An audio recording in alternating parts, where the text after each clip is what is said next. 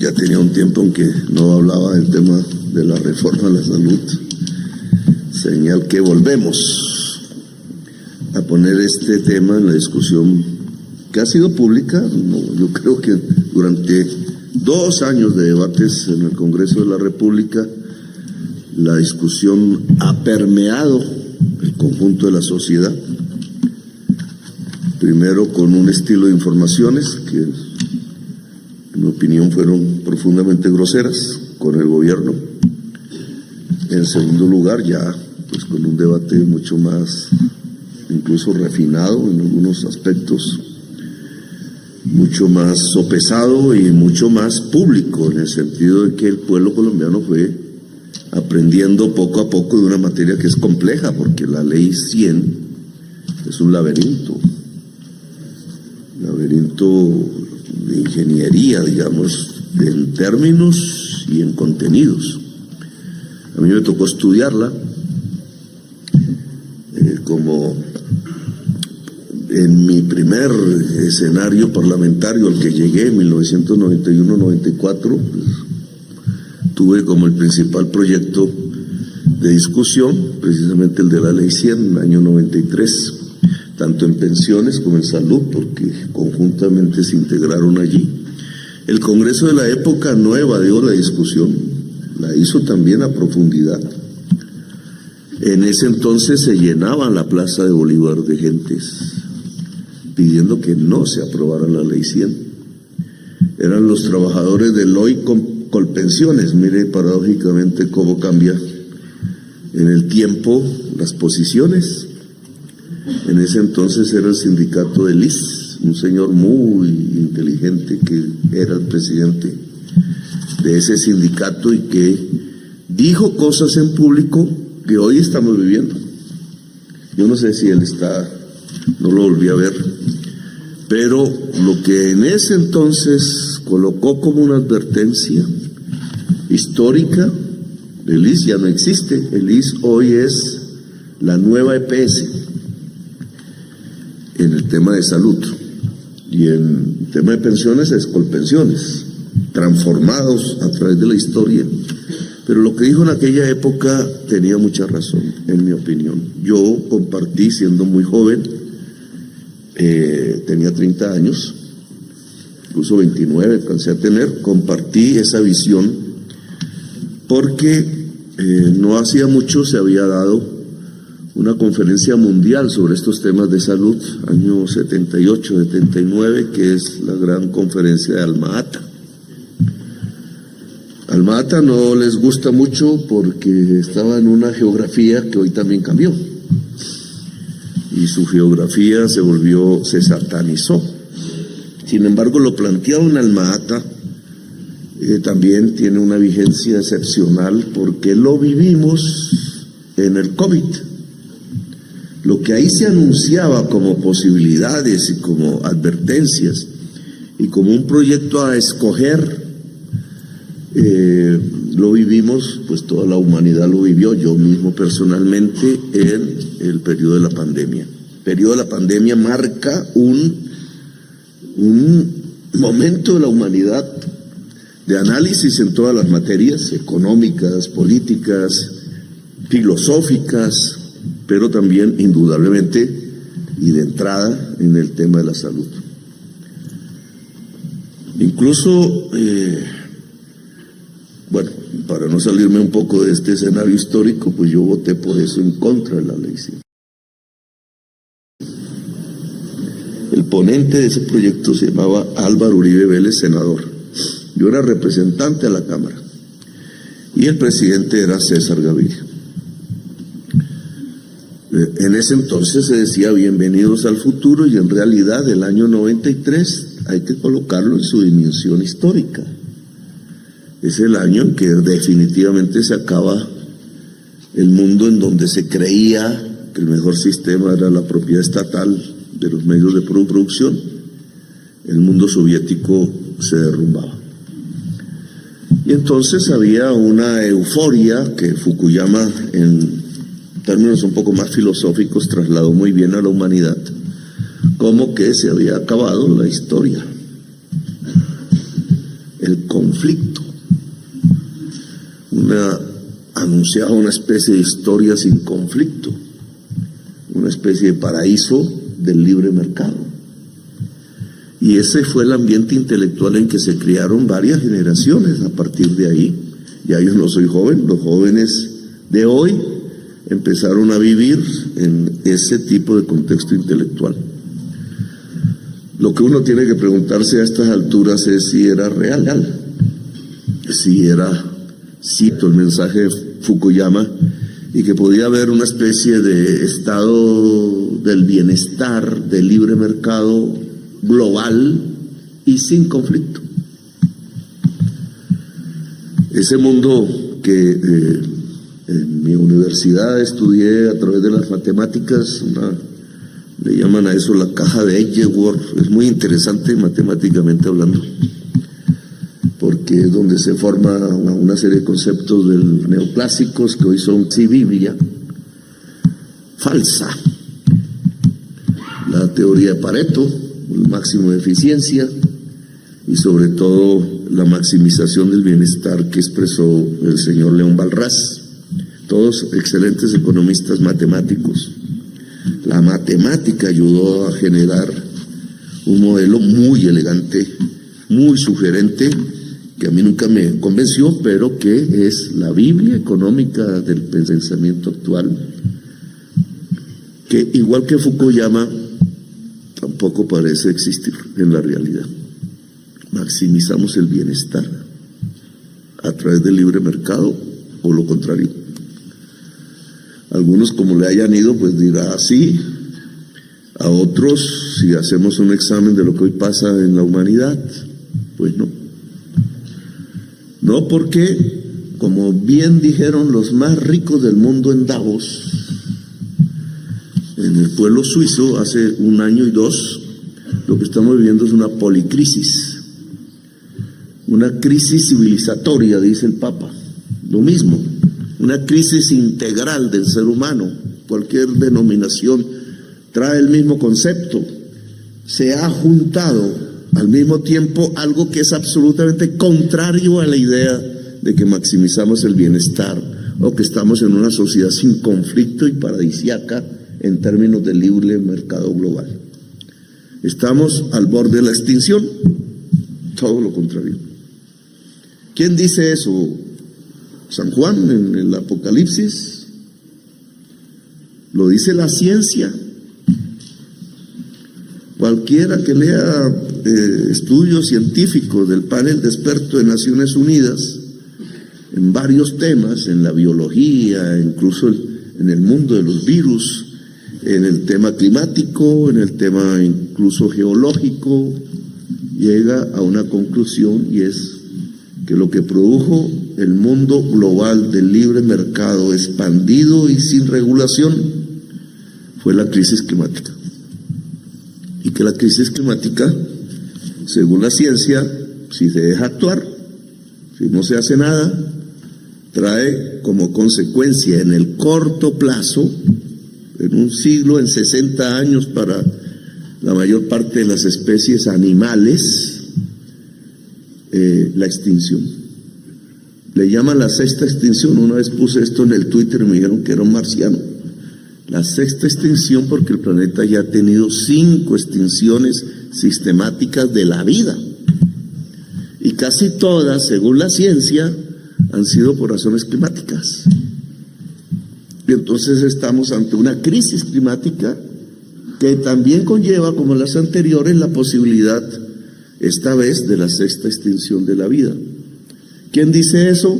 Los físicos, los premios Nobel de la física, Stephen Hawking, por ejemplo, los químicos, los biólogos, etcétera, los climatólogos, miles de científicos reunidos en el panel de expertos de las Naciones Unidas que cada año le presenta un informe a la humanidad que a veces es transmitido, a veces no, y obviamente no es muy popular. Pero esa es la realidad que hoy nos dice la ciencia. Siendo estudiante me enseñaron que el siglo de las luces es el siglo de la ciencia, y que si el ser humano no se alumbra de la ciencia, pues no alumbra.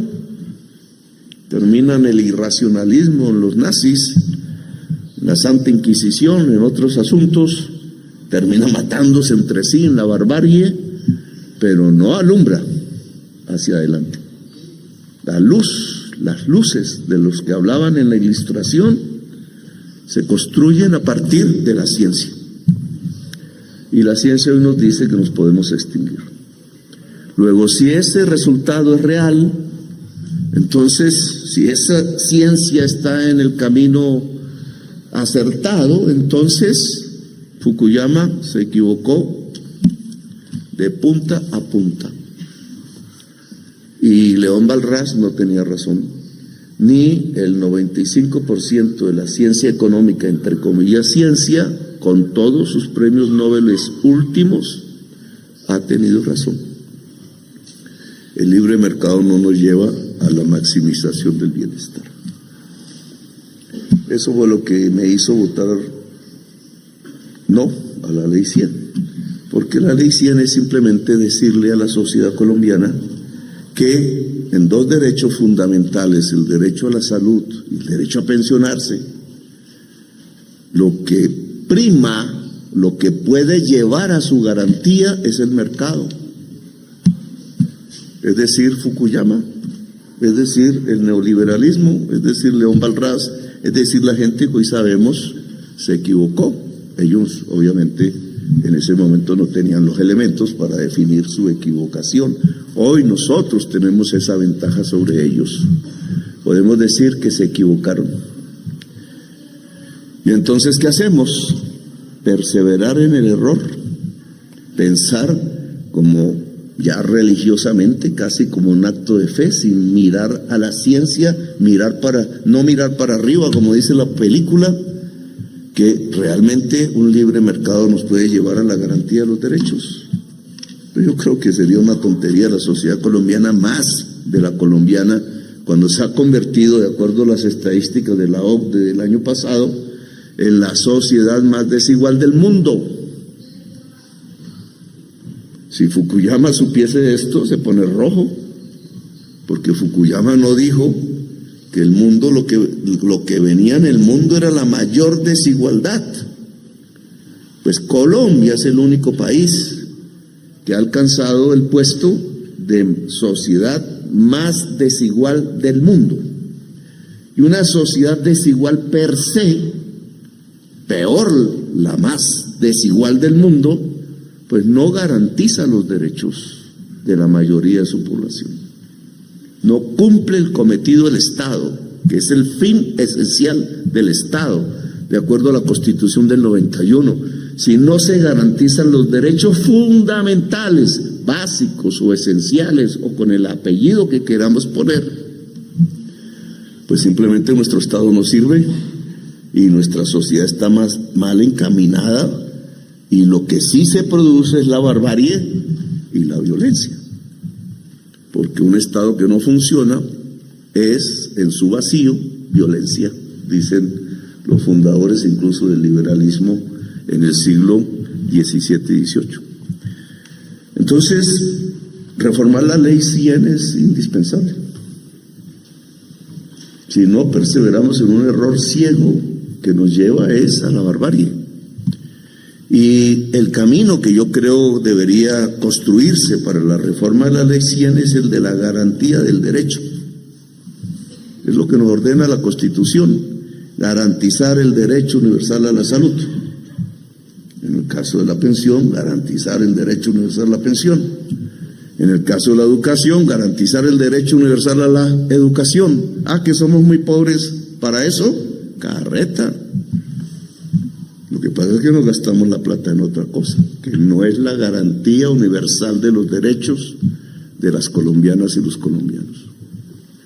Yo diría, la derrochamos, incluso de una manera que se llama gastar la plata para matarnos entre nosotros mismos. Ese camino que suena abstracto y cómo se garantiza un derecho universal es precisamente, en concreto, la discusión de las reformas. Y lo interesante del momento, de poner a un Congreso de la República a discutir sobre los derechos fundamentales de la sociedad colombiana. No estaba acostumbrado a eso.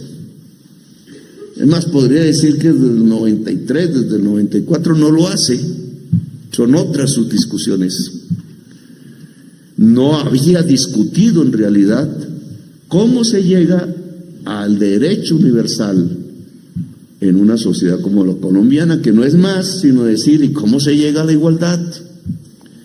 Porque es en el derecho universal donde se vive la igualdad, no en el vestido, no en las fortunas, no en las casas, todos sabemos, no en el pensamiento, todos sabemos que cada ser humano es una huella digital diferente.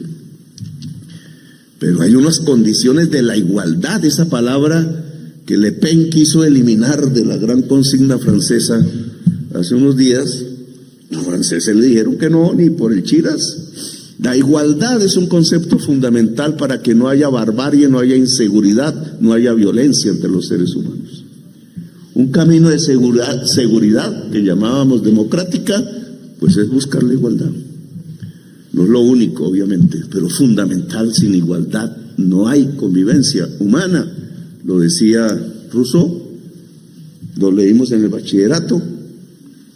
Lo que pasa es que a veces se nos olvida, el contrato social se basa en un contrato entre seres libres e iguales. Ese es el principio de la democracia, creo yo. Luego, este tema de la igualdad, ¿dónde se concreta en Colombia? Se concreta en el derecho universal, de los derechos esenciales que deben ser universales. Se concreta ahí. Si todos tenemos derecho a educarnos, si todos tenemos el derecho a la salud, si todos tenemos el derecho a vivir, si todos tenemos el derecho al agua potable, que yo creo que es un derecho, si esos derechos que son esenciales para el ser humano son universales, lo tiene Pepito Pérez en el norte de Bogotá y Susanita Jiménez en el norte de La Guajira, pues tenemos una igualdad sobre la cual construir una nación. Hoy no tenemos eso. Hoy no hay agua potable para todos. Hoy no hay salud para todos. Hoy no hay educación para todos. Hoy no hay el derecho a vivir para todos. Y por eso nos pasa lo que nos pasa. No se puede resolver eso en un gobierno, obviamente, pero sí en un proceso de transformación serio y profundo al que estamos convocados. Y no, como dicen por ahí, a cambiar una constitución por otra, un texto por otro. La Constitución ya dice esto que estoy diciendo. Lo dice desde el 91, hace 33 años. Y decía, alcancemos esos derechos progresivamente, dice la Constitución del 91. Progresivamente han pasado 33 años y no hay ninguno cumplido. No hay ninguno cumplido porque se reemplazó el texto de la Constitución y lo que había que hacer para aplicarla por una gobernanza paramilitar que nos ha llevado muy ideológicamente con esta religión del libre mercado a ser la sociedad más desigual del mundo hoy. Diciembre de 1990, Asamblea Nacional Constituyente ordenó construir un Estado social de derecho. Está escrito. 33 años después, no tenemos ningún Estado social de derecho, tenemos la sociedad más desigual socialmente del mundo. Son los datos. En algo nos equivocamos. Y en algo tenemos que cambiar. Por eso hablar de reformas hoy no es un capricho del presidente o de los mamertos o los ambientalistas o los radicales. Hoy es una necesidad, es lo que Kant llamaba un imperativo categórico. O reformamos o nos extinguimos, podría decirse a escala mundial. La crisis climática no se quita con un barniz en el cielo. La crisis climática se congela, porque es que ni siquiera ya es irreversible, pero se detiene con una transformación profunda del sistema económico mundial, imagínense eso, que tiene que detener el consumo del carbón y el petróleo, y eso implica no solamente el cambio de unas máquinas, sino de unas formas de relacionarnos en la producción y en el consumo. De esto no voy a hablar porque me iré a otra conferencia, y siempre esa me gusta, pero aquí queremos hablar del tema exclusivo de la salud.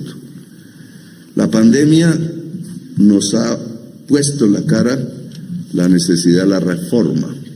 Hay quienes en la Universidad de Cambridge consideran, y es un estudio todavía por el tiempo que ni ha sido refutado, pero tampoco confirmado, que el virus del COVID-19 es el producto de la crisis climática, porque hizo variar las rutas de los murciélagos hacia los grandes mercados de carne chinos, buscando los murciélagos su comida tradicional que ya no encuentran en el piso térmico y en los lugares donde la encontraban, y se pusieron en esa búsqueda llevándonos el virus a nosotros. Puede ser cierto. De hecho, esto sucederá una y otra vez, y es ahí donde se construye la tesis científica de la extinción humana. No es que nos va a acabar un gran huracán, no es eso lo que está diciendo la ciencia, que los vamos a tener, pero podemos aguantarlos de alguna manera. No es que la subida del mar nos va a ahogar a miles de millones, no, podemos corrernos hacia las montañas, en donde está la posibilidad de la extinción es en un enemigo invisible, que no saldría en las películas de Hollywood, los virus. Eso es lo que dice la ciencia. Y por tanto el tema de la salud es fundamental. Y discutir el tema de la salud se nos volvió estratégico, no aquí en Colombia, en todo el mundo. Podemos tener un sistema de mercado en donde la vacuna se vende y el que es pobre no la compra. ¿Qué es lo que acabamos de vivir? Los mismos latinoamericanos que fuimos los últimos en tener la vacuna, desesperados. ¿Cuánta gente murió esperándola cuando ya existía? Esos datos habría que tenerlos. Yo viví el COVID en Italia, escribí un artículo sobre eso, y lo viví en el sistema público italiano, que fue el segundo, y es el segundo en experiencia después de los chinos. Lo viví en un hospital de 1285, siempre me pregunté por qué aquí quieren hospitales de ladrillos nuevos cuando ya tienen hospitales de la Edad Media. Porque la obsesión no está en cambiarle los ladrillos al hospital, sino en mantener el hospital con sus últimas tecnologías y conocimientos. Encontré que el problema era un contrato nomás. Aquí lo encuentro en el San Juan de Dios. San Juan de Dios es la demostración de lo que los italianos no harían nunca. El hospital público donde estuve lo fundó un señor que era el suegro de Dante Alighieri, padre de Beatrice, cuyo amor lo hizo, por no haberlo conseguido, escribir la Divina Comedia. Ahí en ese hospital estuve yo en una cama. Y empezaron a atenderme como era el protocolo en ese momento. Y vi morir los viejos delante de mí, que la mayoría de los italianos son viejos. Y pensé lo que todo el mundo que tuvo el COVID pensó en un hospital, una especie de tirar la moneda hacia el aire. Pero todo el sistema que me atendió era público y gratuito, y yo era un extranjero. Público y gratuito. Hubieran podido mirar mi tono de piel, no es tan blanco como el florentino.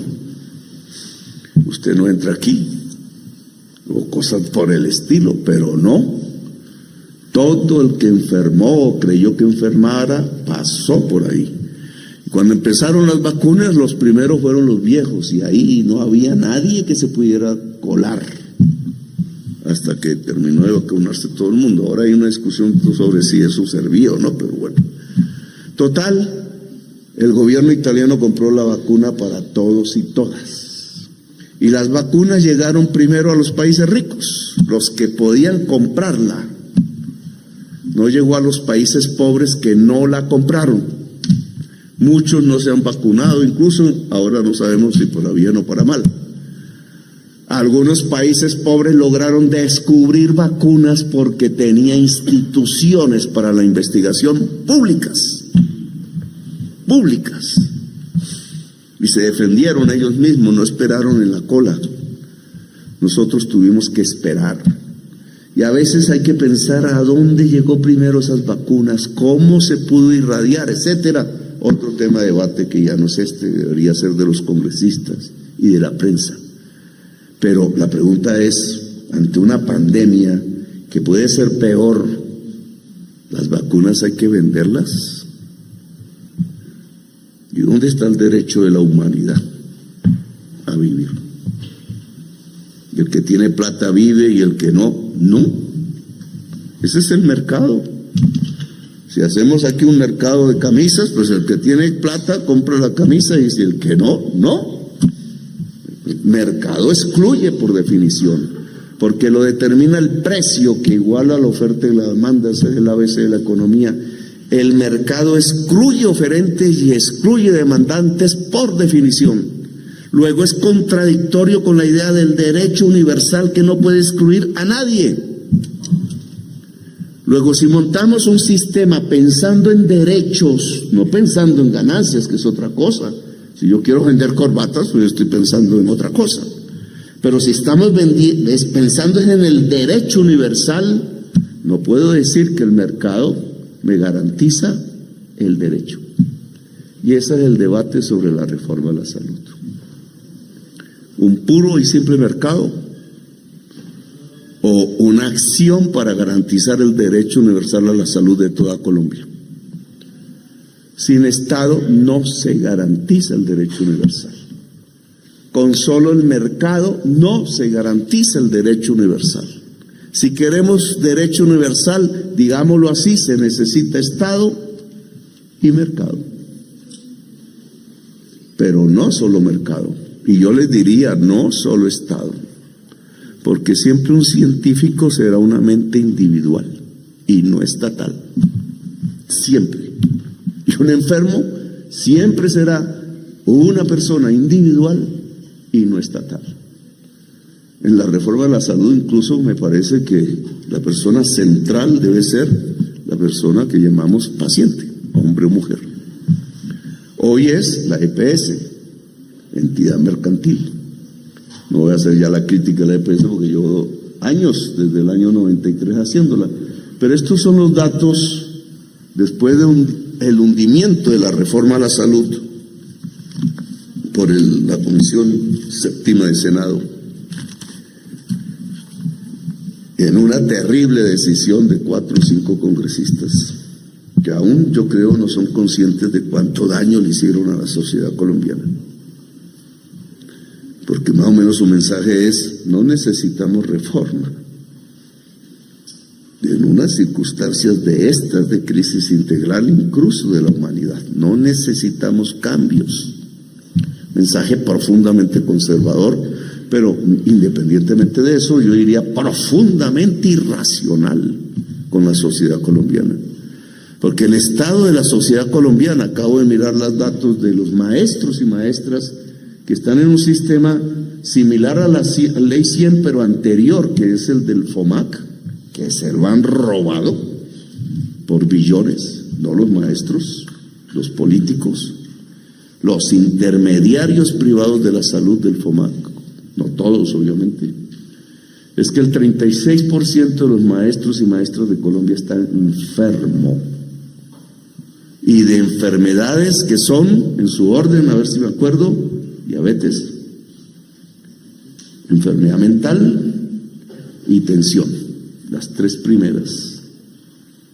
La mayoría ya son viejos y viejas, y son los que le enseñan a toda la niñez colombiana, y están enfermos. Y entonces, ¿qué sistema de salud tienen los maestros y maestras que tienen un nivel intelectual más alto que el promedio? No digamos que mucho, pero más alto. Que tienen unos ingresos más o menos permanentes, no muchos, pero mejor que la mayoría. ¿Y cómo le ocurre que a ese núcleo poblacional más informado, más estable económicamente, le aparece que el 36% de sus miembros está enfermo? Que la mortalidad materna, profesoras y beneficiarias de de maestros tiene un nivel superior al promedio nacional. Es decir, que mueren más los niños y las niñas de los maestros que el promedio de todo el país. ¿Cómo es posible? Por el sistema de salud que tiene. Porque tiene un sistema de intermediación privada en la salud que está manejada por decisiones políticas en la fidoprevisora, exactamente, que ha servido no para cuidar, no para prevenir la enfermedad de los maestros, y ojo con esa palabra, prevenir, sino que ha servido es para hacer negocios cuyos dineros se mueven incluso por fuera del país. Ahora estamos tratando de cambiarlo.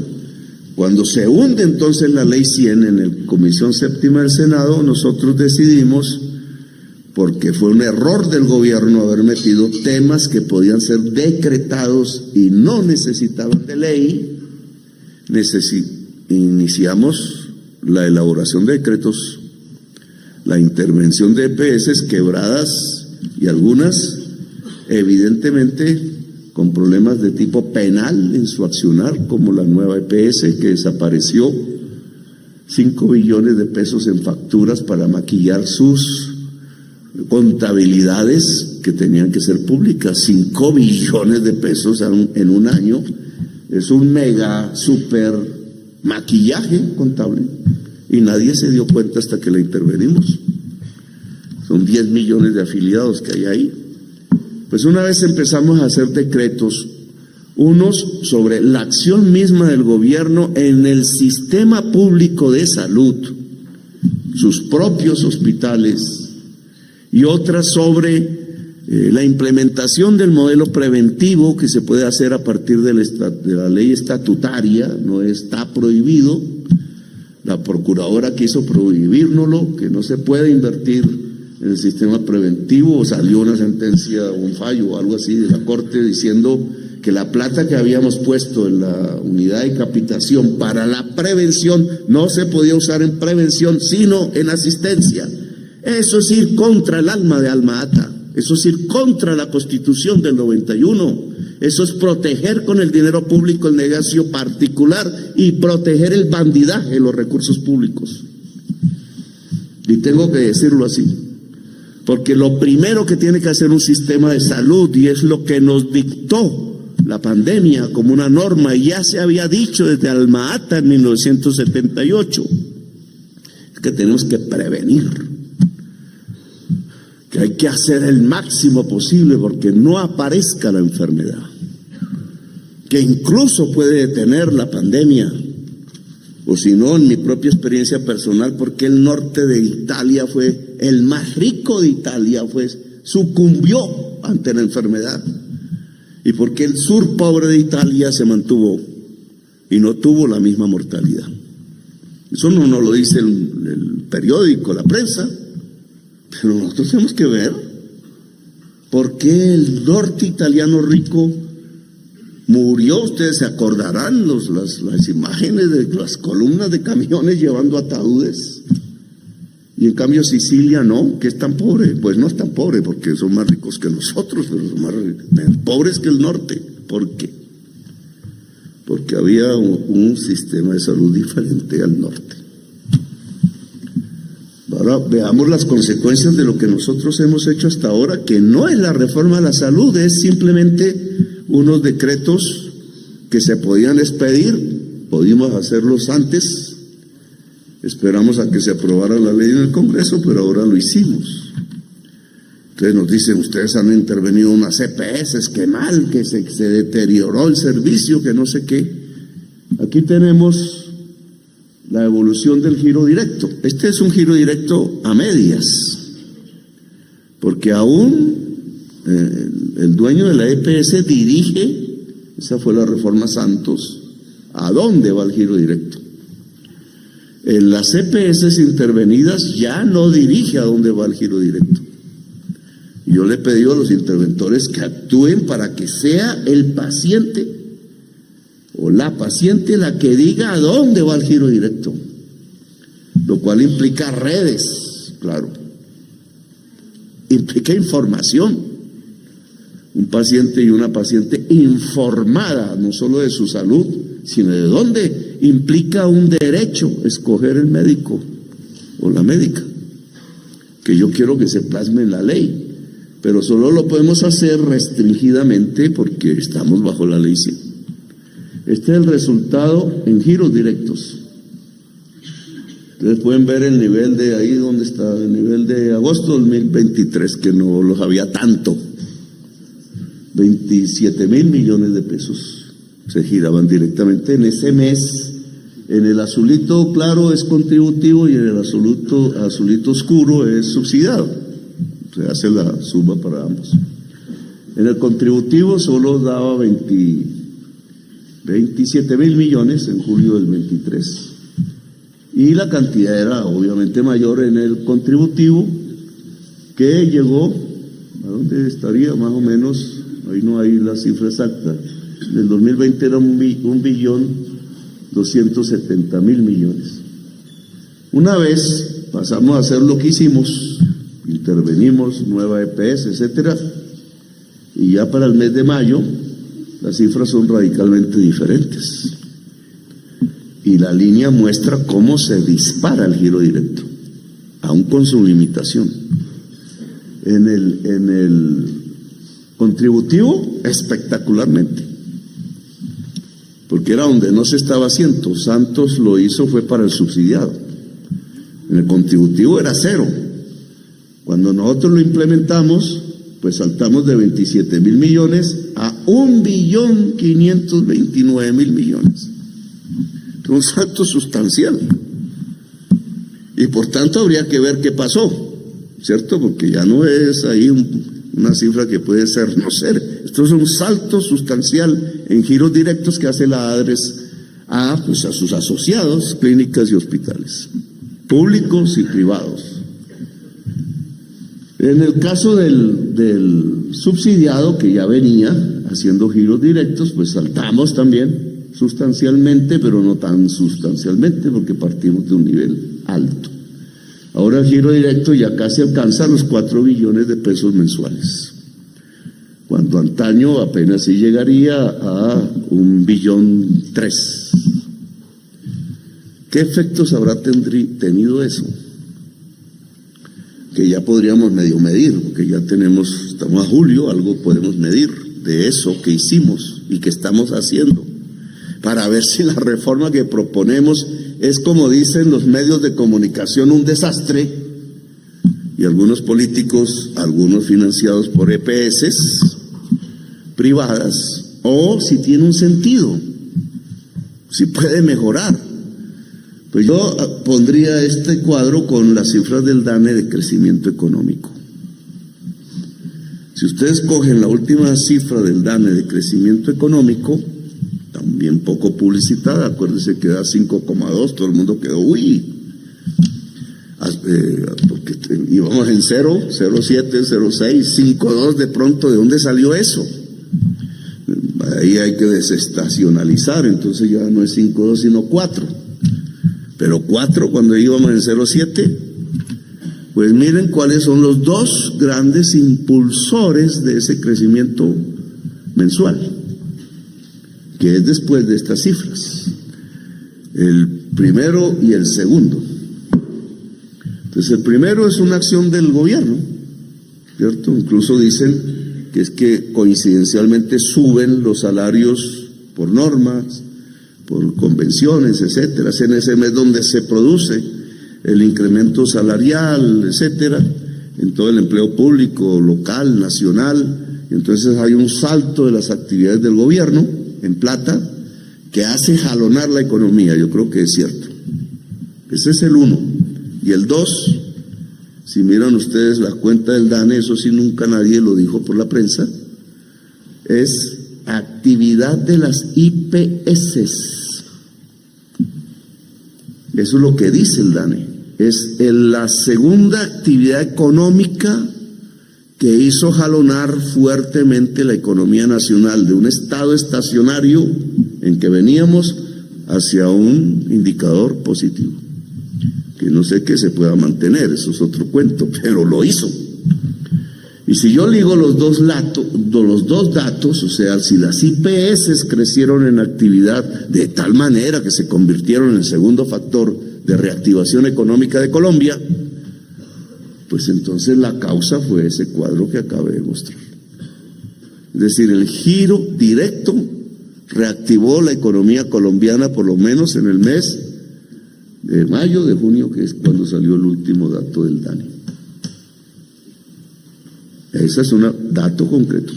Ahora, no solamente eso, ahora hay que ver si aumentó la calidad del servicio, etcétera. Datos que tenemos que recoger aún más, con ayuda de ustedes, ojalá. Pero creo que cuando ustedes piden en su agenda, en su propia solicitud de reforma, que el giro directo sea institucionalizado, incluso por ley, y generalizado, tienen toda la razón. Hospitales públicos, clínicas privadas, consultorios, van a tener una reactivación, porque es que los recursos que le llegaban se quedaron en el intermediario. Eso es simple. Al quedarse en el intermediario son raquíticos. Hay unos privilegiados. Las que pertenecen a los amigos son propietarios, los mismos propietarios de la EPS, que es lo que se llama integración vertical. Esa es, digamos, la realidad. Obviamente hay unas clínicas que pueden sobresalir, pero es porque es un uso del dinero público por parte de un señor muy aventajado que es al mismo tiempo dueño de la EPS, que maneja el dinero público y al mismo tiempo se la gira a su propia clínica o a la clínica de sus amigos. A veces la ventaja no es solo económica, sino político-electoral, como sucede en la nueva EPS. Pero si ponemos este principio general, no hay integración vertical y hay giro directo, y el determinante del giro directo no es un funcionario por ahí comprable, siempre comprable, sino el derecho del paciente o la paciente a escoger. Lo que tenemos es un impulso absolutamente dinámico y positivo de la actividad de prestación del servicio en complejidades. Aquí no estoy hablando del sistema preventivo, etcétera, que es parte también de la reforma que proponemos. Y aquí lo que hacemos nosotros con nuestra red pública. No sé cuántos estarán aquí representantes de IPS públicas, pero este es otro salto sustancial, ¿cierto? No, se invertía en la red pública, así de simple. No porque no hubiera plata, eso no es cierto. 50 billones de pesos en el Ministerio de Defensa. Y solo teníamos en el 2015 o 14, 48,000 millones para hospitales públicos. ¿Qué iba a pasar con los hospitales públicos si el gobierno solo metía 48,000 pesos anuales? Pues que se caen. Quedan dependiendo de si la EPS le manda plata o no, pero la EPS pública por definición no es del propietario de la EPS. Luego está entre los no privilegiados. Luego son hospitales que se van cayendo, se van cerrando, se van liquidando, no van pagándole a las enfermeras, no van pagando a los médicos y van cerrando servicio a los pacientes. Y a veces es el único en una región entera, en el sur del Chocó, en el Urabá, o en la región del extremo oriente colombiano, en el norte de La Guajira, o en donde está la pobreza, incluso en el sur de Bogotá. De la mayor barrera de acceso a la salud en el sur de Bogotá es el transporte, porque le toca ir al norte. Y resulta, aunque no lo cree la gente en Chapinero, que las familias del sur no tienen para el bus. Y entonces se aguantan la enfermedad en su casa o van al vecino o recurren a formas alternativas o mueren, porque todo esto trae una estadística mortal. Aquí ustedes pueden ver lo que hicimos en el 2023.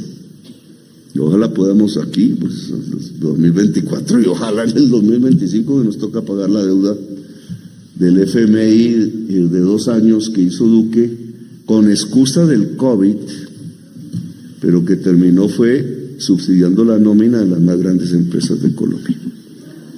Es un salto sustancial, solo comparable con el 2021, que es el año del COVID.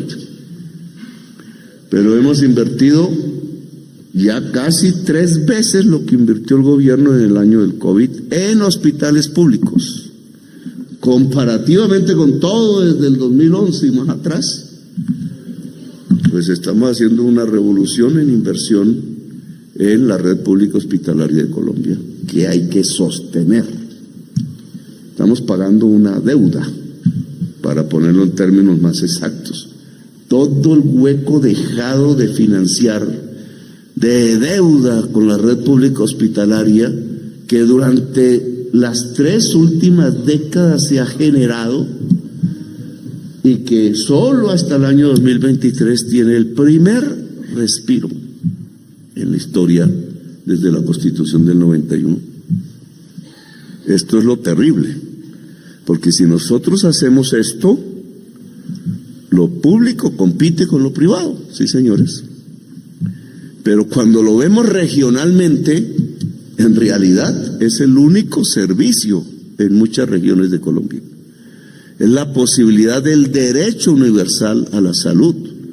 Puede que en Bogotá, en Medellín, en Cartagena compita, y entonces lo privado tiene que ser mejor.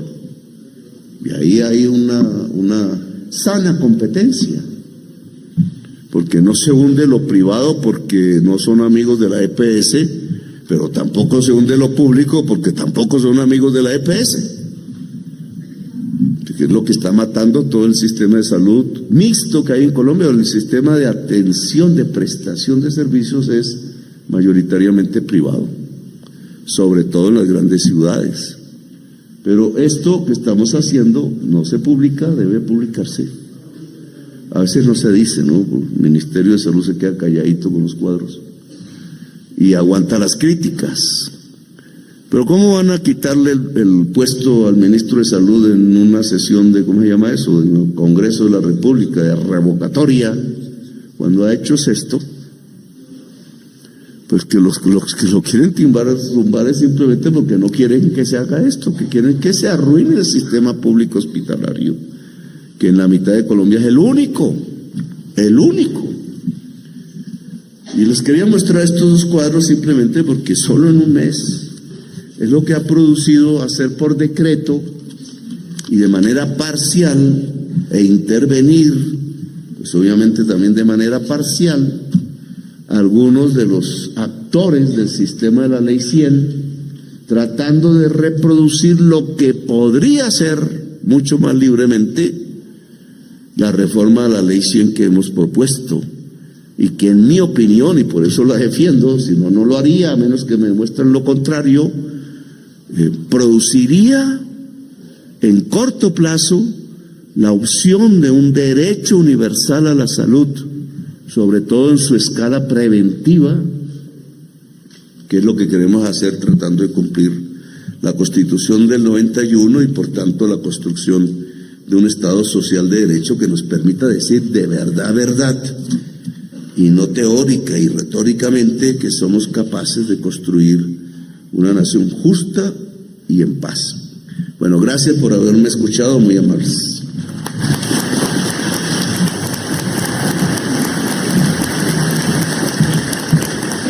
Muchas gracias al señor